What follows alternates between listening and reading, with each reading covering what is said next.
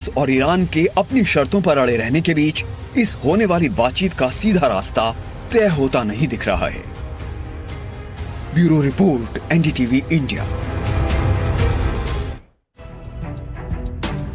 और इस सब के बीच में बड़ी खबर सामने आ रही है। अमेरिका ने बड़ी तैयारी की है। ईरान से जुड़े जहाजों पर कार्रवाई की योजना यहां पर अमेरिका बना रहा है। वॉल स्ट्रीट जर्नल के हवाले से ये बड़ी खबर सामने आ रही है। ईरान के कई कमर्शियल जहाजों पर हमले के बीच अमेरिका ने ये योजना बनाई है। अंतर्राष्ट्रीय जल क्षेत्र में जहाजों की कब्जे की तैयारी कर रहा है अमेरिका। तो ये बड़ी खबर है। अमेरिका किस तरह तैयारी कर रहा है। अमेरिकी सेना दुनिया भर में ईरान से जुड़े तेल टैंकरों को टारगेट करेगी और इकोनॉमिक फ्यूरी अभियान के तहत ये सख्ती जो है बढ़ाने की तैयारी यहाँ पर अमेरिका करता हुआ नजर आ रहा है। प्रदीप दत्ता मेरे सहयोगी मेरे साथ लगातार बने हुए, तेल अवीव से वो जुड़े हुए हैं और वहां के हालात पर भी नजर रखे हुए हैं। प्रदीप, ये जो खबर सामने आ रही है कि ईरान से जुड़े जो जहाज हैं उन पर कार्रवाई की योजना यहाँ पर अमेरिका बनाता हुआ नजर आ रहा है और खासकर जो कमर्शियल जहाज हैं उन पर जब हमले हो रहे हैं उस बीच में अमेरिका ये योजना बना रहा है, तो ऐसे में तो ये और ज्यादा गुस्से को बढ़ाने वाली बात है, क्योंकि फिर दोनों खेमे अपना अपना शक्ति प्रदर्शन करते नजर आएंगे।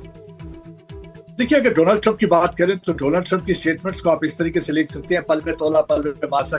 कभी एक पल के लिए लगता है कि सब ठीक हो गया और दूसरे पल ही लगता है कि यहाँ कुछ भी ठीक नहीं हो सकता और जंग की तैयारी की जा रही है। वहां दूसरी तरफ जो बात अपनी कह रही, जो ये रिपोर्ट की बात है, बिल्कुल सही है, क्योंकि अमेरिका के इकोनॉमिक ब्लॉकेट जो था लगाने का मतलब, जो ये नेवल ब्लॉकेट का मतलब था इकोनॉमिक ब्लॉकेट। इकोनॉमिक ब्लॉकेट का मतलब था कि उनके मालूम है कि जो भी ईरान की इकोनॉमी है वो टोटली डिपेंडेंट है ऑयल एक्सपोर्ट पर। यानी कि अगर ऑयल एक्सपोर्ट पर रोक लगा दी जाए तो कहीं ना कहीं ईरान के लिए वो परेशानी पैदा कर सकते हैं और हो सकता है कि उसकी बाद ईरान मान जाए उनकी शर्तों को। यही एक जो था आइडिया था उनका नेवल ब्लॉकेट लगाने का। यही वजह है उन्होंने कहा कि कोई भी समुद्री जहाज या वेसल या ऑयल टैंकर जो है ईरान की पोर्ट की तरफ नहीं जाएगा और ना ही किसी को ईरान के पोर्ट से बाहर आने देंगे।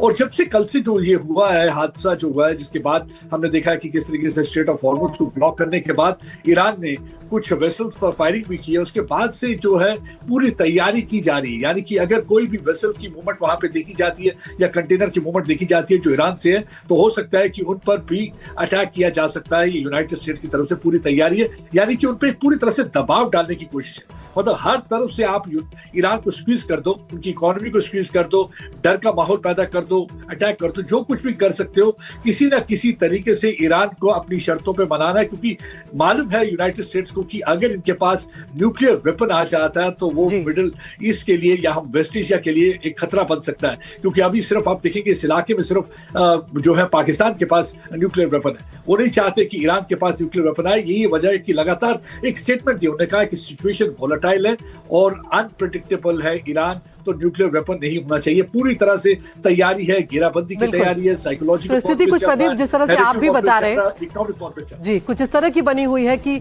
पल में ये बात बिगड़ भी सकती है और ये पल में ये बात बन भी सकती है। यहाँ पर अब देखना होगा कि किस तरह से तमाम जो नेता हैं जो बातचीत की टेबल पर आ रहे हैं वो इसको आगे बढ़ाते हुए नजर आएंगे। और एक और बड़ी खबर सामने आ रही है, IRGC का बड़ा बयान सामने आया है। हॉर्मुज़ को लेकर कड़ा निर्देश IRGC ने जारी किया है। IRGC ने ये कहा है कि जहाज सिर्फ उसके नौसैनिक कमांड के निर्देश ही माने। स्ट्रेट ऑफ हॉर्मुज़ के पास आने वाले जहाजों पर सख्ती की जाएगी। हॉर्मुज़ के पास आने वाला हर जहाज दुश्मन का सहयोगी माना जाएगा, ये IRGC की तरफ से कहा जा रहा है। टॉप लाइन हॉर्मुज़ में ईरान की सख्ती अब बढ़ती जा रही है। IRGC ने यह फरमान दिया है कि हमारे आदेश मानो वरना दुश्मन माने जाओगे। तो अब जहाज सिर्फ यहाँ पर IRGC के कमांड माने, ये बात यहाँ पर सीधे तौर पर कही जा रही है। अब आपको यहाँ पर ये भी बताते चलते हैं कि इस वक्त हॉर्मुज़ में क्या स्थिति बनी हुई है। ग्राफिक्स के जरिए आपको दिखाते हैं कि हॉर्मुज़ को लेकर ईरान का नया रूट आखिर क्या नजर यहाँ पर आ रहा है। आप देखिए यहाँ पर पहले जो शिप थे वो यहाँ से जा रहे थे स्ट्रेट ऑफ हॉर्मुज़ से, जो आप सफ़ेद लाइन यहाँ पर देख रहे हैं वो है। लेकिन अब थोड़ा सा यहाँ पर रूट जो है और डीप अगर आप अंदाज़ा लगा सके तो वो हुआ है।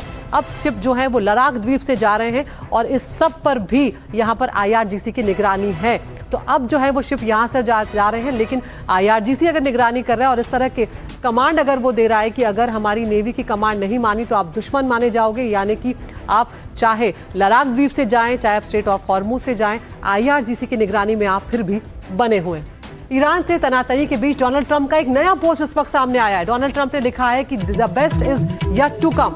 कल ट्रंप ने ईरान पर हमले की धमकी दी थी और ईरान पर हमले की धमकी के बाद पोस्ट किया था और ये अब एक नया पोस्ट यहाँ पर सामने आ रहा है the best is yet to कम।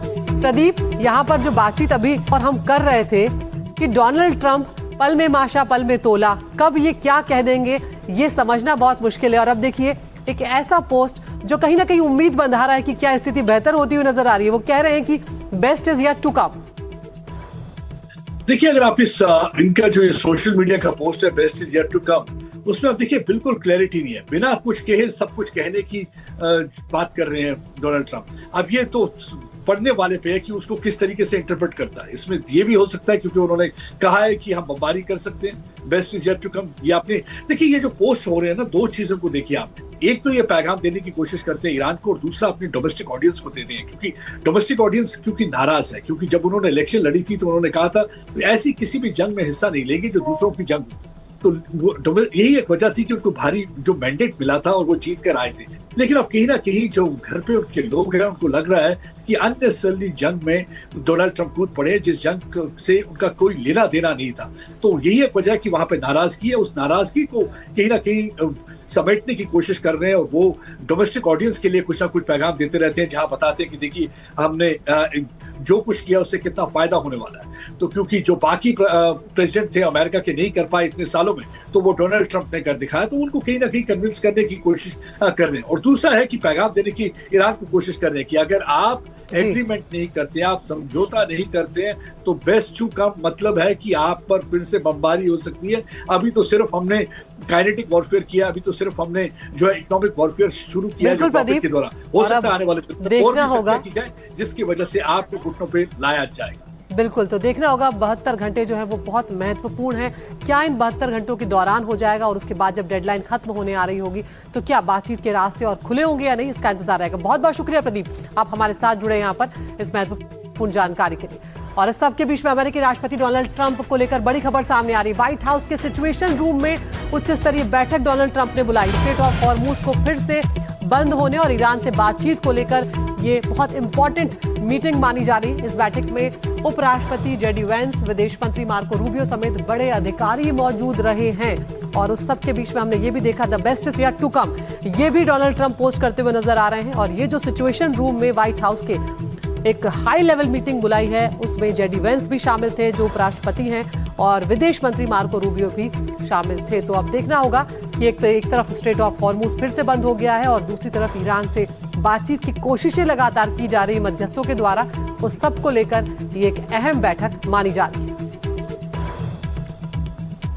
तो यहाँ पर आप तस्वीरों में आप देख सकते हैं मार्को रूबियो यहाँ पर नजर आ रहे हैं, पीट हेग्सेथ जो रक्षा मंत्री नजर आ रहे हैं, स्कॉट बेसेंट वित्त मंत्री जो है वो भी नजर आ रहे हैं, सुसी वाइल्स हैं जो white house chief of staff हैं, स्टीव विटकॉफ हैं जो व्हाइट हाउस के दूत हैं, जॉन रेडक्लिफ है CIA के निदेशक हैं, डैन कैन जो जॉइंट चीफ ऑफ स्टाफ के अध्यक्ष हैं। ये सब इन तस्वीरों में यहाँ पर नजर आ रहे थे। तो कल जो डोनाल्ड ट्रंप के बयान से ऐसा लग रहा था जैसे ईरान और अमेरिका के बीच यूरेनियम को लेकर सहमति बन गई है, क्योंकि बयान कुछ ऐसा ही दिया गया था। ट्रंप ने दावा किया कि ईरान अपना यूरेनियम सौंपने को तैयार है, लेकिन ईरान ने ट्रंप के इस दावे को सिरे से खारिज कर दिया।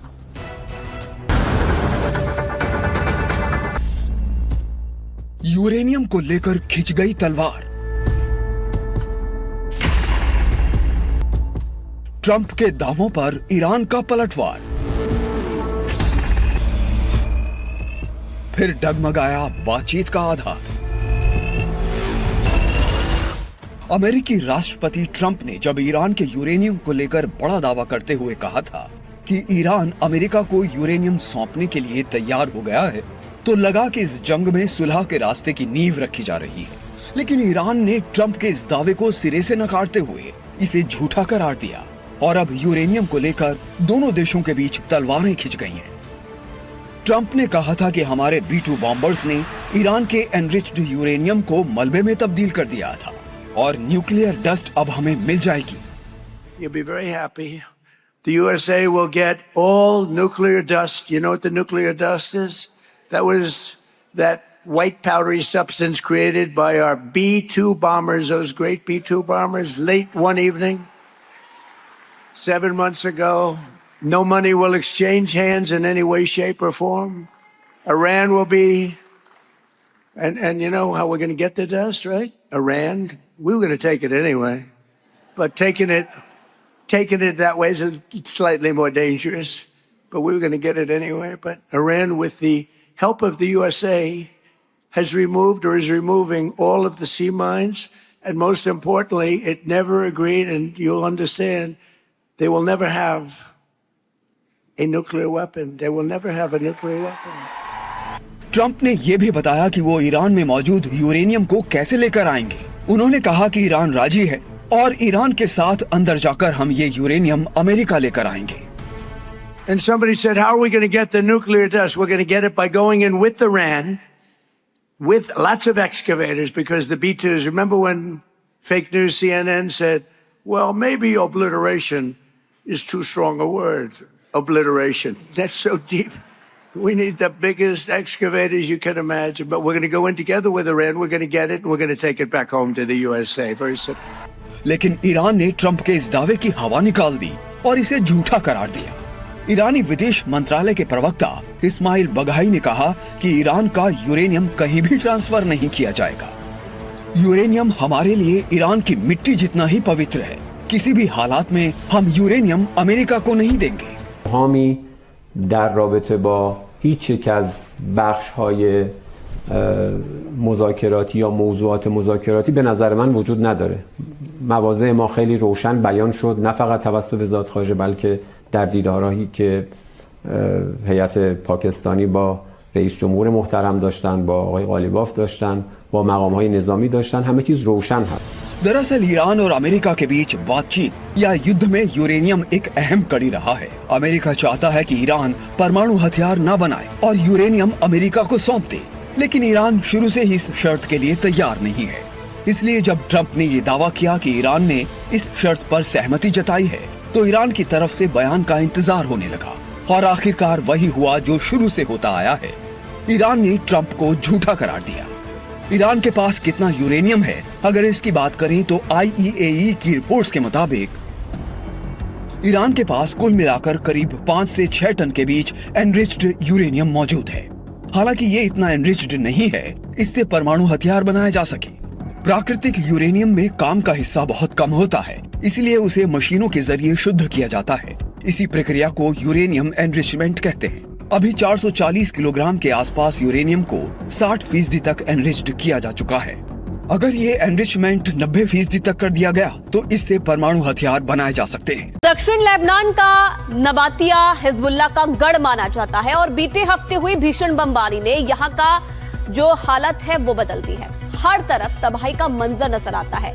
दक्षिण लेबनान के इसी इलाके से हमारे संवाददाता मोहम्मद गजाली की एक रिपोर्ट आपको दिखाते हैं। खबरों की हेडलाइन ये जरूर बता रही होगी कि लेबनान और इजराइल के बीच, या कह लें कि हिजबुल्लाह और इजराइल के बीच एक संधि हो गई है, एक युद्ध विराम हो गया है।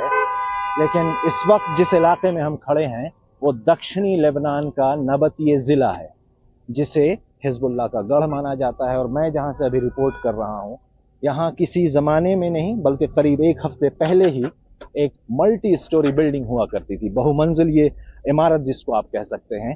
और क्योंकि नबातिया जैसा इलाका जो दक्षिणी लेबनान का है, जिसकी सीमा जो है इजराइल के उत्तरी इलाके से लगती है, उस पर लगातार इजराइल ने हमले किए और उसका नतीजा ये हुआ कि आप देख सकते हैं कि इस पूरे इलाके में एक बहुमंजिली इमारत जो है वो जमींदोज हो गई। और उसके बाद यहाँ पर एक बहुत बड़ा मलबे का ढेर है।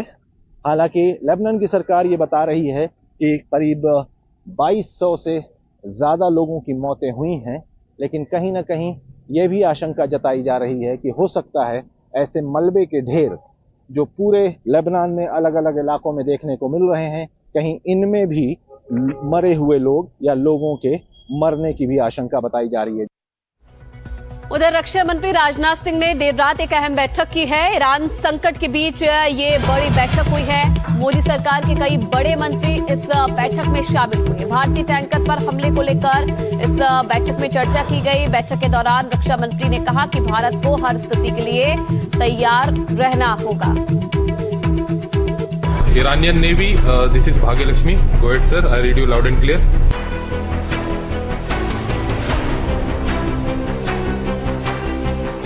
होर्मुज़ में अमेरिका और ईरान के बीच का तनाव दुनिया के लिए बोझ बन चुका है। अब तक इस दबाव का असर सिर्फ नौसैनिक जहाजों पर था, लेकिन अब तेल और गैस ले जाने वाले टैंकर भी इस दबाव के दश झेल रहे हैं। Iranian Navy, this is Bhagyalakshmi. Go ahead, sir. I read you loud and clear. Good evening, sir. This is Iranian Stefan Navy. Captain, Strait is locked and शनिवार को होर्मुज स्ट्रेट से कच्चा तेल और गैस लेकर भारत आ रहे 2 जहाजों पर ईरान ने गोलीबारी कर दी। भारत आ रहे 14 जहाजों को होर्मुज स्ट्रेट पार करने से ईरान के रिवॉल्यूशनरी गार्ड यानी कि IRGC ने रोक दिया। फायरिंग के बाद 13 जहाज फारस की खाड़ी में अलग अलग जगहों पर वापस लौट गए। गोलीबारी से एक जहाज में गोलियां भी लगी, जबकि एक जहाज स्ट्रेट पार करने में सफल रहा। घटना के बाद भारत के विदेश मंत्रालय ने भारत में तैनात ईरान के राजदूत डॉक्टर मोहम्मद फतह अली को तलब करके विरोध जताया। विदेश मंत्रालय ने बयान जारी कर कहा कि ईरान पहले भी भारतीय जहाजों को सुरक्षित रास्ता देता रहा है, इसलिए जल्द ही जहाजों की आवाजाही फिर से शुरू कराई जाए। उधर गोलीबारी से महज कुछ घंटे बाद ही रक्षा मंत्री राजनाथ सिंह की अध्यक्षता में एक अहम बैठक हुई, जिसमें मिडिल ईस्ट में बिगड़ते हालात को लेकर चर्चा की गई। इस बैठक में रक्षा मंत्री ने कहा कि स्थिति अभी अनिश्चित है और भारत को हर स्थिति के लिए तैयार रहना होगा। उन्होंने बताया कि प्रधानमंत्री नरेंद्र मोदी के नेतृत्व में सरकार तेजी से फैसले ले रही है और किसी भी खतरे से निपटने की कोशिश कर रही है। इस बीच पेट्रोलियम मंत्रालय ने भारत मैरीटाइम इंश्योरेंस पूल को मंजूरी दे दी है। इसके लिए करीब 12,980 करोड़ रुपए सॉवरेन गारंटी तय की गई है। इस गारंटी से समुद्री व्यापार को मदद मिलेगी। इस ऐलान के साथ ही पेट्रोलियम मंत्रालय ने साफ कर दिया है कि देश में कच्चा तेल, पेट्रोल और डीजल का स्टॉक पर्याप्त है। Bureau report, NDTV India.